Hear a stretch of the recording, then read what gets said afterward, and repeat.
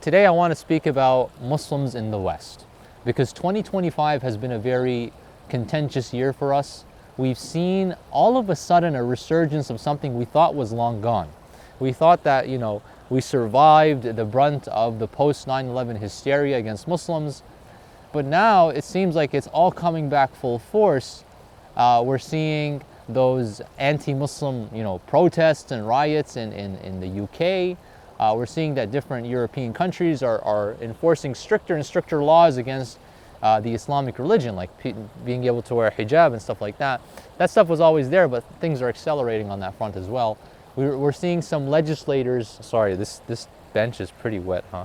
We're seeing some legislators in the United States, banning Sharia law, which is like silly because, it's not like even our own Muslim countries have Sharia law, let alone the United States, let alone is there even an effort to Islamize the United States, and I'll get into that a little bit later. We just saw Sami Hamdi got arrested in San Francisco. May Allah free him. I heard last that they're keeping him in detention for 2 weeks until he is to be deported back to the United Kingdom. So, incident after incident, comment after comment from far-right political commentators. What I want to address in this video is really three things. Number one is just so my viewers can understand what is the actual reality of the situation. What is the political reality? Why is this happening now? What's going to happen next? What can the Muslims expect? Okay, so that's the situation that I'm going to get into. But then also, how do we view the situation from an Islamic perspective? Because there are key features of the Islamic aqidah, the Islamic worldview, that Muslims need to be able to understand and take away as important lessons from all of what's going on and what will continue to go on. And finally, I want to give a message to those non-Muslims who are now calling for remigration of Muslims out of the West, who don't want to live in in their Western countries with a Muslim minority. I want to deliver a message to them and hopefully it will perhaps shock many people, both Muslims and non-Muslims. Whether it shocks you positively or negatively is really up to you, and whether you see or don't the truth in what I'm about to say. So let's begin with the actual situation. The situation is, as I mentioned, after 9/11, Muslims were the target numero uno in the West. We were persecuted judicially, at airports, mosques, where the FBI sent all kinds of different agents. And there was this looming fear, even in the American public, both shared by the public and the military, that all the Muslims, they're gonna, launch these attacks and all this stuff is gonna happen, which never really transpired, right? Like, one of the things that's interesting to note now in hindsight is that, after 9/11, there are only a few significant attacks that were performed by people claiming to be Muslim, and a few foiled attacks that were notorious, like the shoe bomber or the underwear bomber or whomever, right? So this kind of fear of an Islamist takeover or a war that's going to happen on American soil, it never transpired, right? But as bad as things got for Muslim minorities in the West during the Bush years, we were always protected by a sense of neoliberalism, multicultural values. And these were values that were adhered to both by the left wing and the right wing, or at least they had to pay lip service to them because this was part of the West's promise, the West's soft power, the way the West saw itself. When these Western countries were founded on Enlightenment era liberal values, like back in the 1700s and 1800s, they were founded on this idea of freedom of speech, freedom of religion. Doesn't matter if you're Muslim or Jewish or Christian, your dominant identity really shouldn't have to do with your religion. So you can, whether you go to synagogue, whether you pray in the masjid, all of this to a Westerner, to a liberal, is superfluous. It's not really significant about really who you are, how you think, and what you do, how you behave. And so the idea was that Muslims should not be any different from anybody else, because Muslims who come to America, they accept liberal values, they accept democratic values, they accept American values, and their Islam doesn't contradict that. okay? Or at least that was the message that was being pushed upon Muslims, right? This was the manufactured American Islam, which was fed to Muslims so that their dominant identity and their dominant worldview did not stem from Islam, right?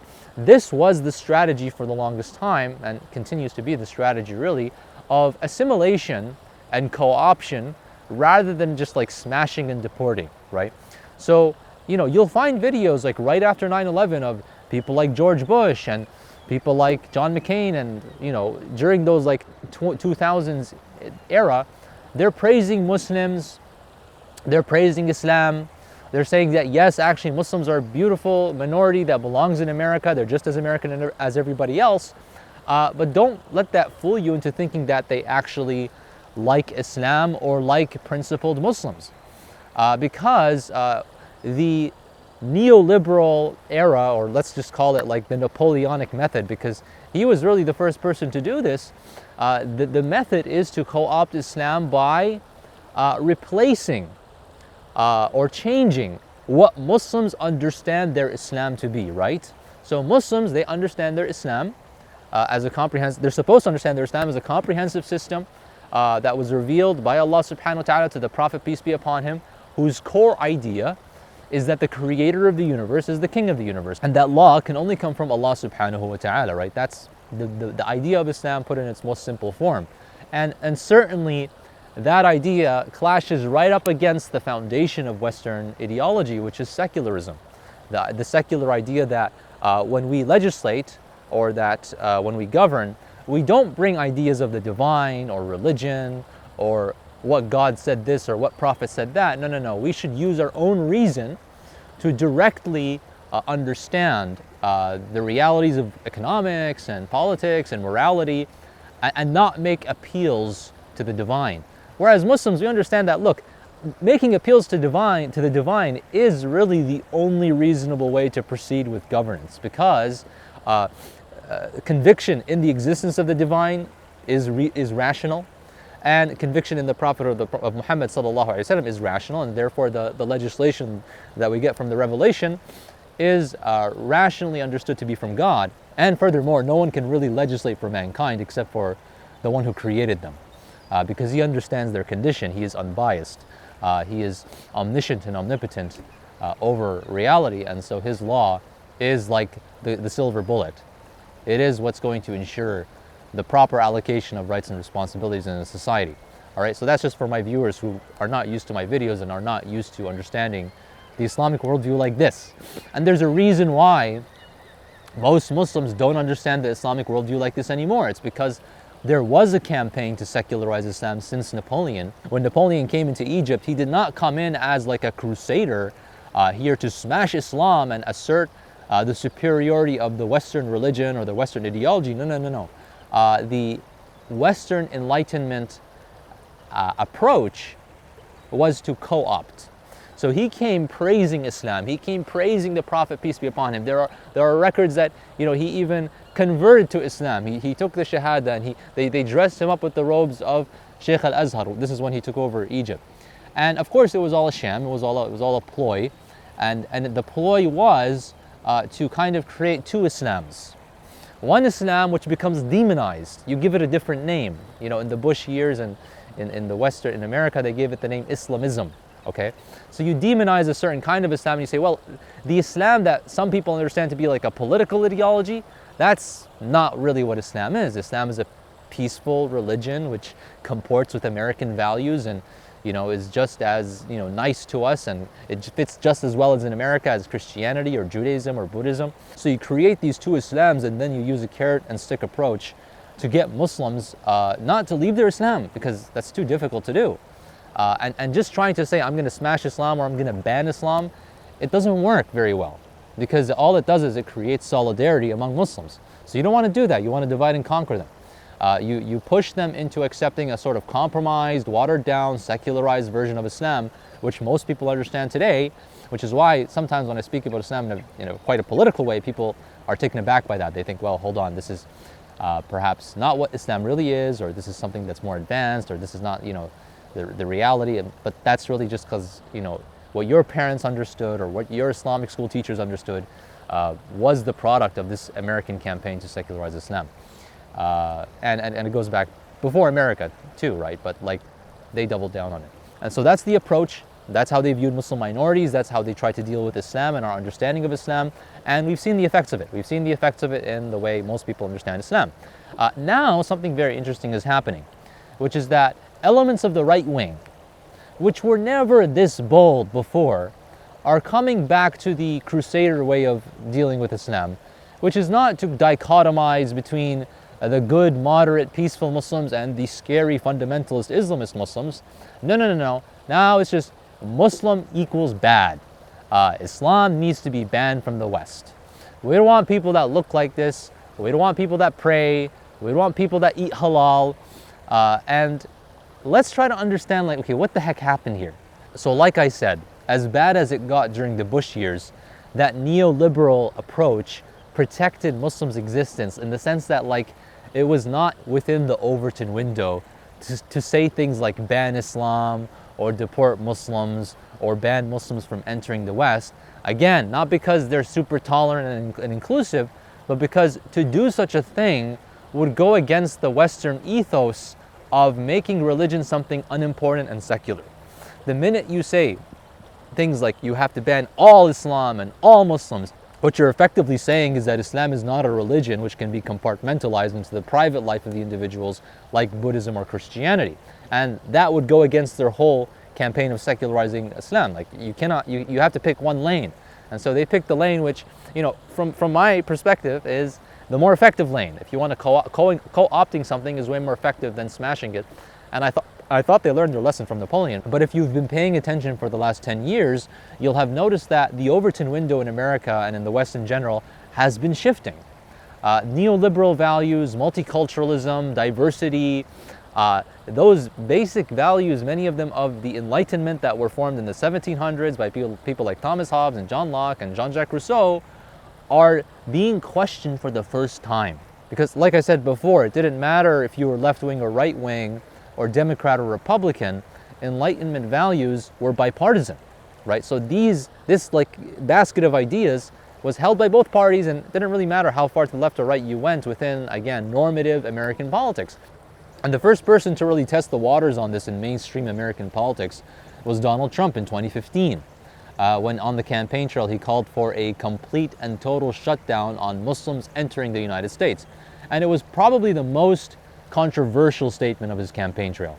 And when he got elected, he tried to implement this. It lasted 3 months. His executive order that banned Muslim immigration from like 6 Muslim countries, 3 of which like already had like sanctions on them and stuff like that, lasted 3 months, was met with a crazy amount of backlash. The American public wasn't ready for this yet. Neoliberal values of multiculturalism, diversity, blah, blah, blah, and assimilation were still very strong, right? So the West was not ready to drop this narrative that the American idea should hegemonize over all people regardless of their religion. And so whether they're Muslim or Jewish or Christian, doesn't matter, let them come in, let them become Americans, right? But now we are seeing that, like, and really things accelerated in the past 10 years, that neoliberal values are falling by the wayside. Writers like Curtis Yarvin, speakers like Nick Fuentes are becoming mainstream. They're having an ear in big figures in American politics. This new regime of Donald Trump in his 2024 election is quite unprecedented in like the ways he's moving and some of the norms of American politics that he's challenging. And all of that is very clear for people to see. I don't even really need to recount the examples of how he's pushing the envelope on what you would normally consider to be like the Republic, normative democratic values and Enlightenment values. They're not really interested in that. Reactionary, identitarian politics is becoming mainstream in America. The idea of like preserving whiteness. Even, you know, Elon Musk is sharing stuff about the Great Replacement conspiracy theory about like, well, the Jews are basically bringing in all these browns so that they can, you know, erase white majorities, and so they can weaken the white race, because the white race, when it is strong, is a threat to the world or whatever. I don't know how the conspiracy goes exactly, right? But anyway, this let's call it demographic realism, or if that's kind of a good way of putting it. Let's call it this like demographic way of thinking is becoming super mainstream across Europe, across America. racialist thinking. At the same time, over the past 10 years, politics has gotten way more extreme, partly because Trump showed that extreme politics is what resonates with the people, partly because of COVID and the quality of life and the economic crisis that has created in the world, partly because of the Ukraine war and the Gaza genocide. Again, people are having to pick their sides now, and politics is becoming more polarized. Now, in particular, the right wing does not care at all for neoliberal values. It does not care at all for the Enlightenment, the European Enlightenment.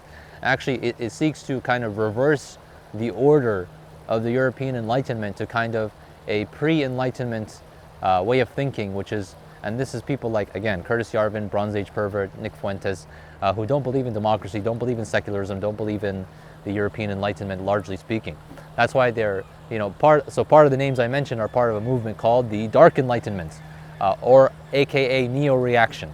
So just to define some terms, Dark Enlightenment is pretty, self-explanatory, but neo-reaction, so when the, secular democratic revolutions were happening in Europe, the people who were loyalists to the kings and the queens and the old orders, the royal families, they were called reactionaries, right? So they were people who were opposed to the changes that were happening in Europe.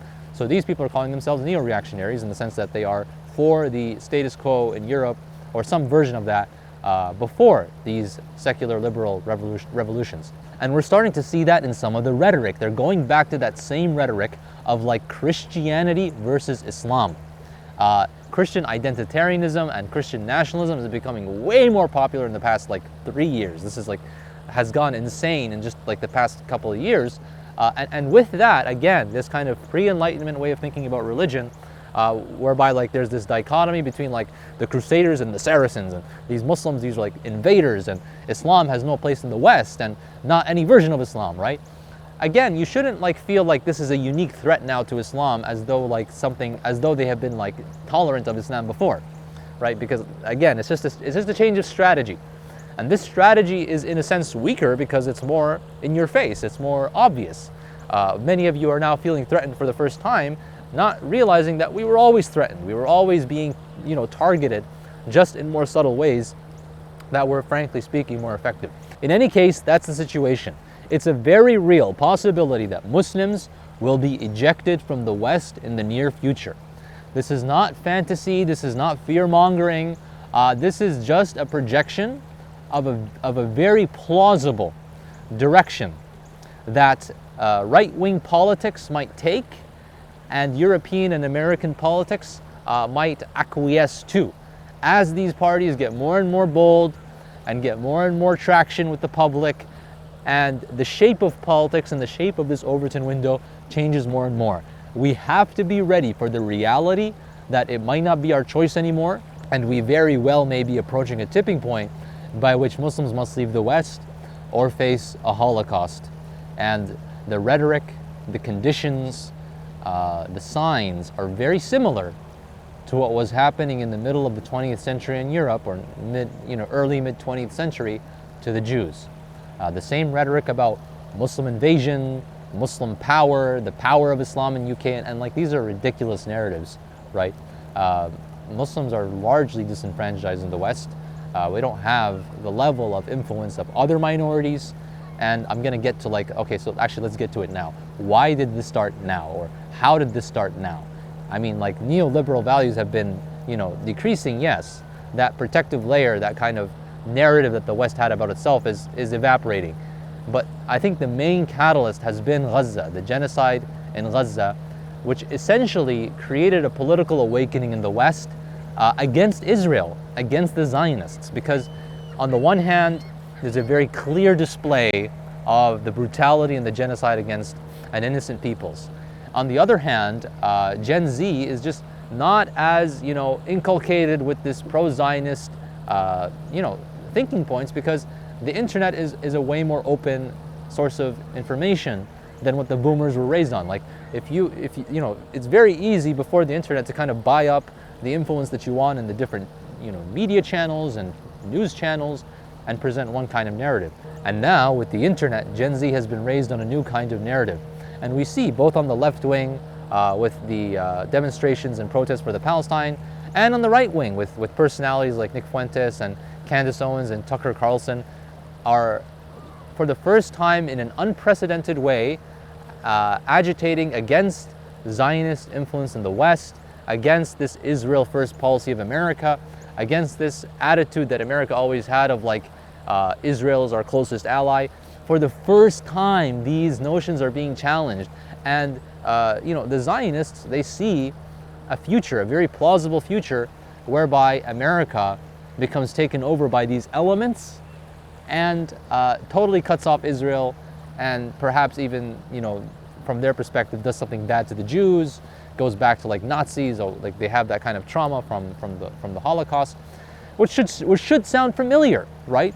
What I've just described before, essentially. So what's happening here is that, what the anxiety that Jews are having about themselves due to the backlash that's happening due to the Gaza genocide is what's causing them to redirect that backlash to the Muslims. And they say, let it happen to the Muslims, not to the Jews. And so just as, there was this kind of bipartisan agitation against AIPAC and raising awareness about Jewish influence in American politics, they started to say, well, hold on, CARE, the Muslim Brotherhood, they're the real power brokers. They're the people who really took over America. And you look at this and you're like, what is this nonsense, right? Like, Muslims haven't been able to organize for crap. But really they're just taking the same exact talking points that, again, the far right and some of the far left are using against Zionists and Jews in America, and they're applying that and they're redirecting that to Muslims. And so the agitation is against Muslim minorities, it is against the Islamic religion.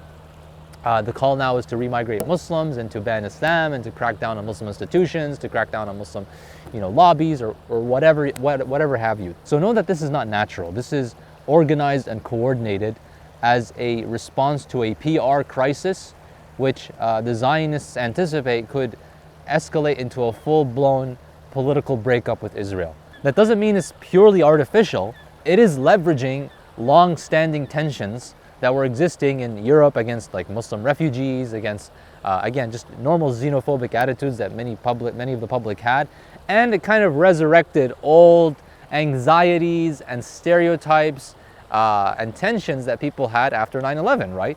So all this stuff about taqiyya and counter jihad and terrorists and like, again, all of that, like, it's like booting up an old computer that you haven't opened for 20 years and all your files are still there. So the people who were raised in that era, like the boomers and the millennials, they still understand all this lingo. You don't have to do much to like revive in them that concept of like the Muslim boogeyman. So now let's get into the Islamic interpretation of the current reality. How should we as Muslims think about this? What should we as Muslims do?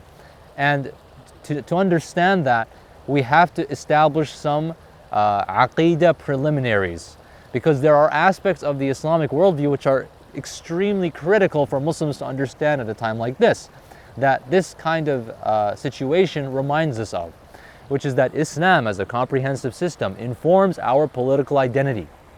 It informs our political allegiances. It informs under which system should we strive to exist under as individuals, as a community. And the answer to these questions is Islam, Islam, Islam, and Islam. Like, you as a Muslim, everything about you is Islam.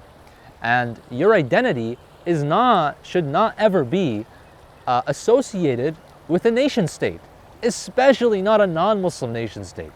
So unfortunately, for the longest time, Muslims have been trying to be like accepted by the West as a fellow cultural adherents, like in the sense that you as a Muslim are not any less American or any less of a, as Zoran Mamdani was saying, any less of a New Yorker than anybody else.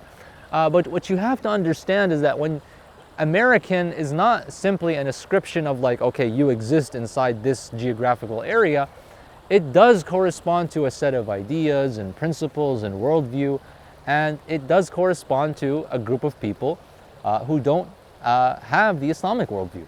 So the Islamic worldview, as anybody who's watched my videos will understand, and as we spoke about earlier on in this video, it does not agree. It in fact contradicts the basis of the Western worldview, right? Does that mean that we can't exist in the West? No, it doesn't mean that.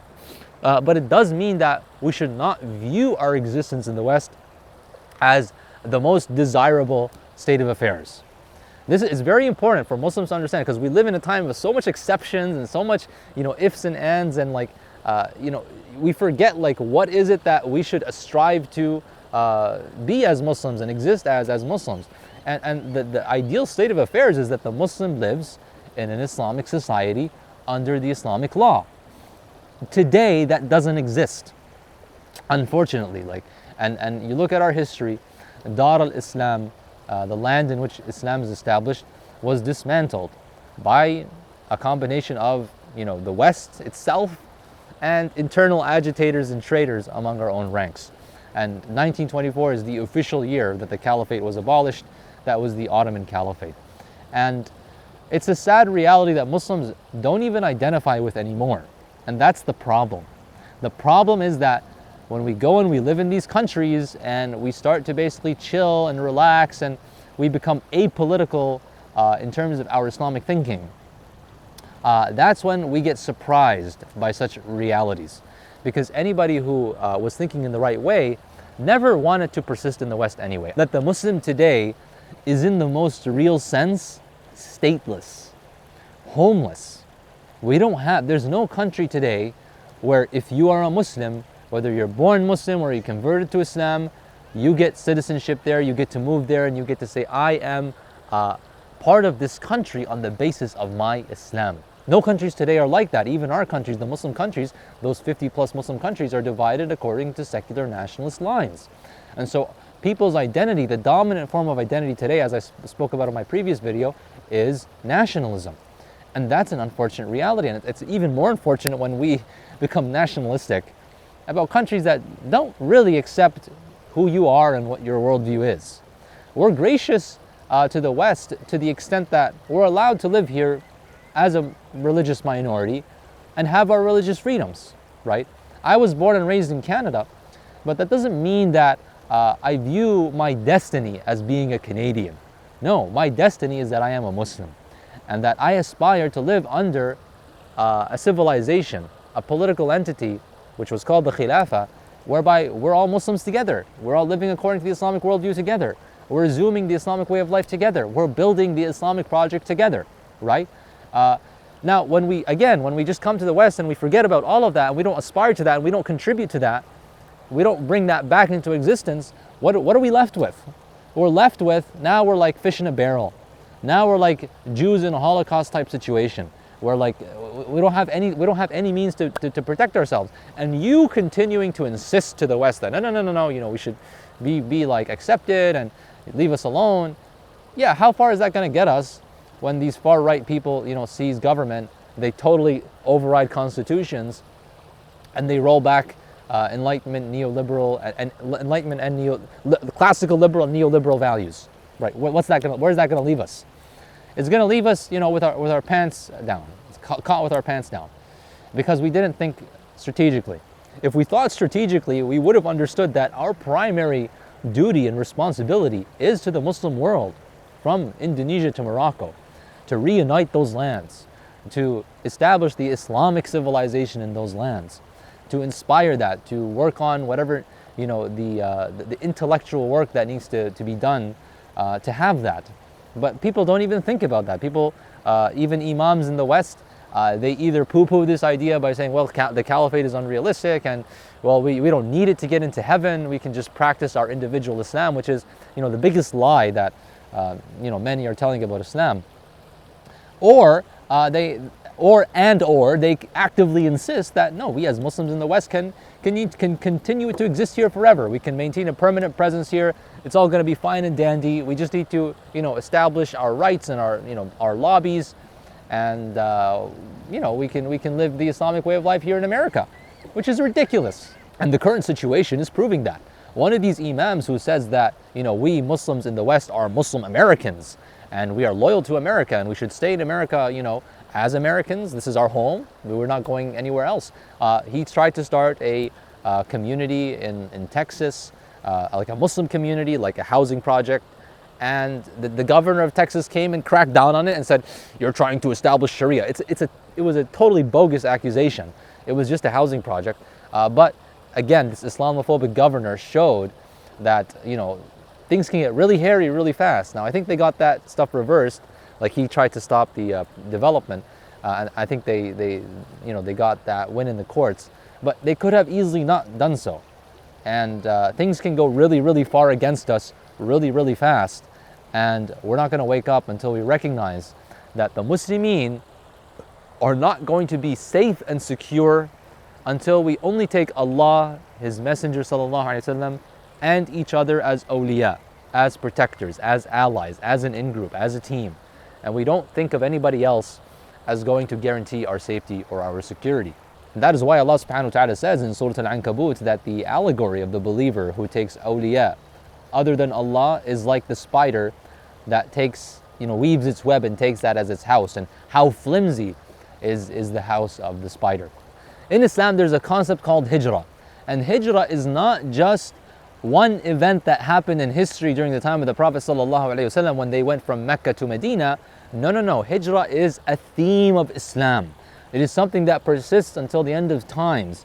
And hijrah is about the idea that Muslims should go and live where Islam is established, right? So unfortunately, what we see today is the opposite of hijrah, where Muslims are leaving the Muslim countries and going to live where, the non-Muslims are. I mean, technically it's not the opposite, because even the Muslim countries today aren't living according to the Islamic law, so there's nowhere to do hijrah to today. But, the imagination of the right-wing Islamophobe is that the mission of Muslims, he says the mission of Muslims is to immigrate to Western countries so that they can Islamize those countries, take over those countries, and convert us all to Muslims, right? That's his imagination, which is completely the opposite of the reality that is encoded in our tradition over centuries. You can look at it. It's not taqiyya. You can look at our tradition, our books, what our scholars say, which is that yes, part of the Muslims' mission is immigration, not to non-Muslim countries, but to Dar al-Islam, which is the Islamic civilization, right? So it's totally the other way around. But again, that doesn't exist today. So why doesn't it exist today? Why, after 100 years of divided secular nation states, haven't we had the resumption of the Islamic civilization? Well, this is now the part where I address the non-Muslims, the right-wingers, or whatever political ascription you give yourself, those people who want to re-migrate Muslims out of the West.